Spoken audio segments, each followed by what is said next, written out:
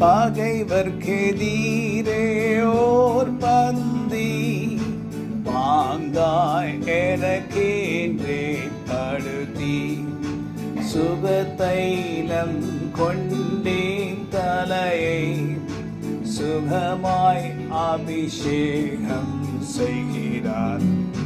தெய்வ பிதா எந்தன் மெய்ப்பரல்லோ சிறுமை தாழ்ச்சி அடைகிறேனே. ஆமென். ஆண்டவராகிய கர்த்தர் நம்முடைய மேய்ப்பராய் இருக்கிறபடினால் நாம் தாழ்ச்சி அடைய மாட்டோம். நமக்கு குறையே இருக்காது. எல்லாவற்றையும் கர்த்தர் நமக்கு நிறைவாய் மாற்றுவார். சங்கீதங்களின் புஸ்தகத்திலே 23ஆம் அதிகாரத்திலே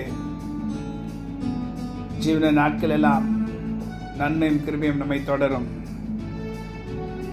1ஆம் வசனத்தில் கர்த்தரின் மேய்ப்பராய் இருக்கிறார், நான் தாழ்ச்சியடையேன். அவர் என்னை புல்லுள்ள இடங்களில் மேய்த்து அமர்ந்த தண்ணிகள் என்னை கொண்டு போய் விடுகிறார். இன்னொரு வரியில நான் மரண இருளில் பள்ளத்தாக்கள் நடந்தாலும் பொல்லாப்புக்கு பயப்படேன், தேவரீர் என்னோட கூட இருக்கிறீர்.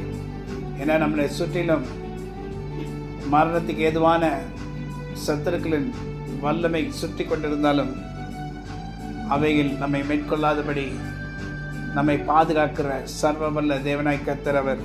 தாவீது ராஜா சொல்லுகிறார், நான் மரண இருளின் பள்ளத்தாக்கள் நடந்தாலும் பொல்லாப்புக்கு பயப்படேன், தேவரீர் என்னோட கூட இருக்கிறீர். உடைய கோலும் உடைய தடிமனை தேற்றும். நீங்கள் எங்களோட கூட இருந்தால் எப்படிப்பட்ட நேரமாக இருந்தாலும் அதை நாங்கள் தாண்டி போவோம். ஏன்னா என்னை சுற்றிலும் பகைஞர்கள் வருவாங்க.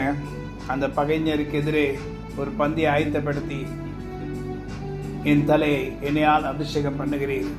என் பாத்திரம் நிரம்பி வடிகிறது. ஏனென்றால் எனக்கு உண்டான தேவைகள் எல்லாம் கர்த்தர் பரிபூர்ணமாய் கொடுத்து நிரம்பி வழிகிற ஆசீர்வாதத்தினால் என்னை நிறைப்பார். வெறும்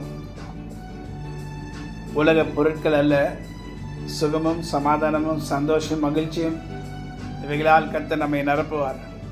நமக்கு விரோதமாக எழும்புகிற எல்லா தீய சக்திகளையும் கர்த்தர் முறியடிப்பார். ஆமென். அதே போல கர்த்தர் செய்வாரா செய்ய மாட்டாரா? நிச்சயமாய் செய்வார். ஹல்லேலூயா.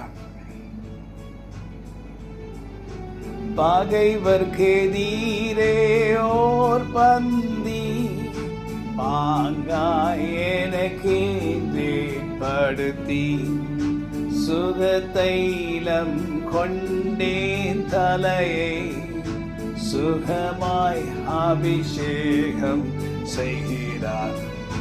தெய்வ பிதா எந்தன் மெய்ப்பரல்லோ சிறுமை தாழ்ச்சி அடைகிறேனே. Hallelujah. God bless you. A wonderful day. Amen.